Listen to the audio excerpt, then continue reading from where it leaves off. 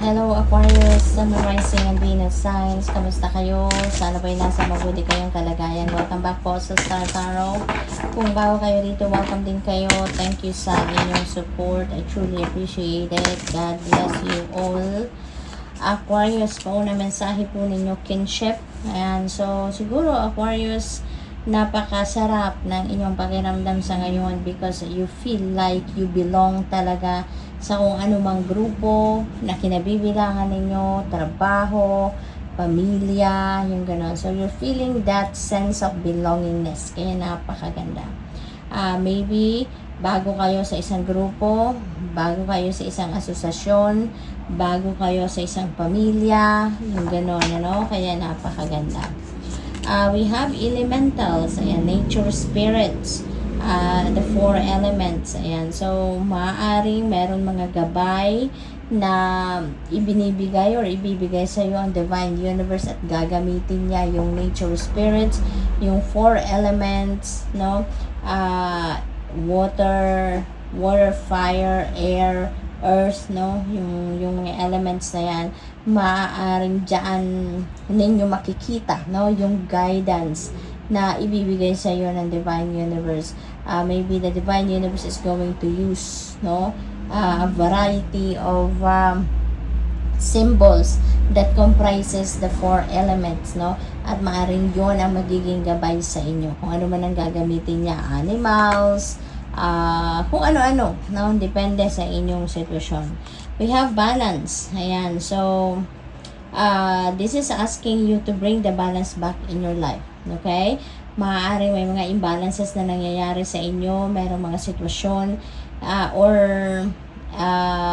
areas ng buhay ninyo na hindi ninyo napapansin or hindi ninyo masyadong nabibigyan ng oras, panahon, atensyon. That's why nagkakaroon ng imbalance, no, sa sarili ninyo. So this is giving you a heads up na it's about time na ibalik ninyo sa sentro ang sarili ninyo so that you can think better, you will feel better, at magkakaroon na ng kaayusan ang lahat, no?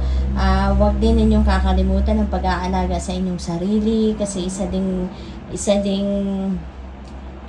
bagay yun, no, na nakakaapekto sa buhay kapag hindi maganda ang pakiramdam, kapag hindi ninyo nabibigyan ng oras or panahon din ang pangangalaga sa inyong sarili, sa inyong katawan, sa inyong mental health, you know, it will manifest as an imbalance, no, sa buhay natin. Kaya alagaan din ninyo ang inyong sarili.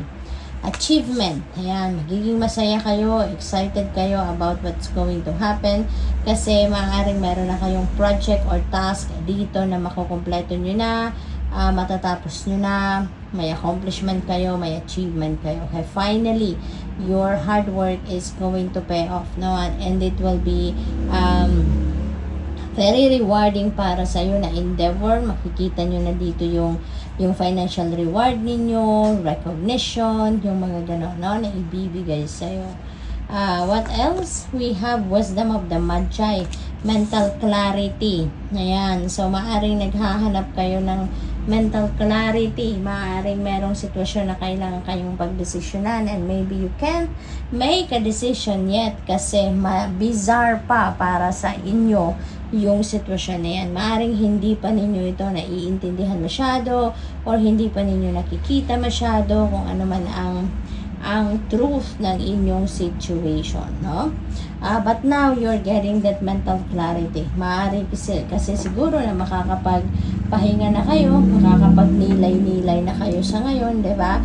Kaya kahit papano, maaalis na yung mga mind chatter ninyo, maaalis na yung mga negativity, no, sa isip at sa puso ninyo, kaya mas magiging maayos na ang pakiramdam ninyo.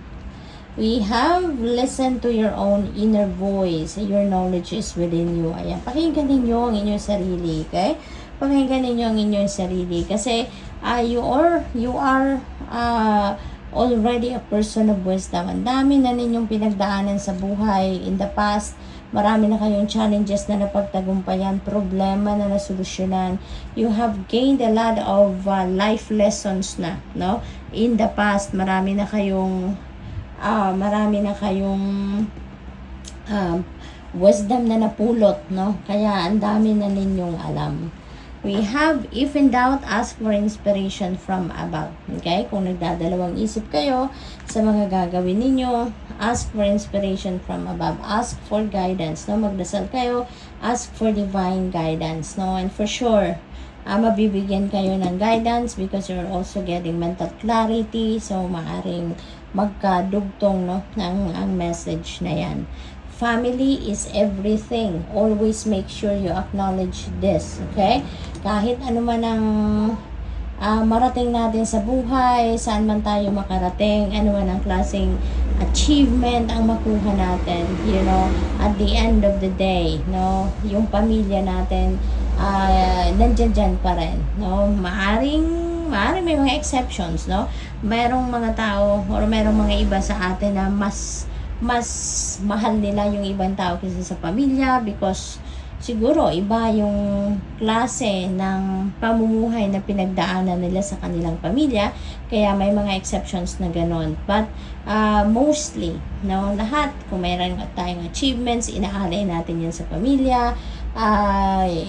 Pagdating sa mga priorities, kadalasan, diba, mas pinaprioritize natin ang ating pamilya, yung ganun ba. So, kahit ano man ang mangyari sa buhay ninyo, ano man ang sitwasyon, no, ninyo, Aquarius, always remember that family is everything. We have, you are what you think. So, think positive thoughts, okay?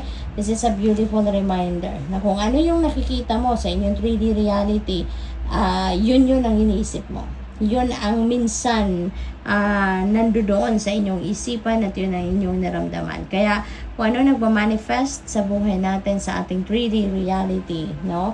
Yun ang minsan inisip ninyo. Yun ang nakalagay, nakatatak sa isipan ninyo. Kaya yun ang minanifest ninyo. So good luck. Thank you for watching. Love and light. Namaste.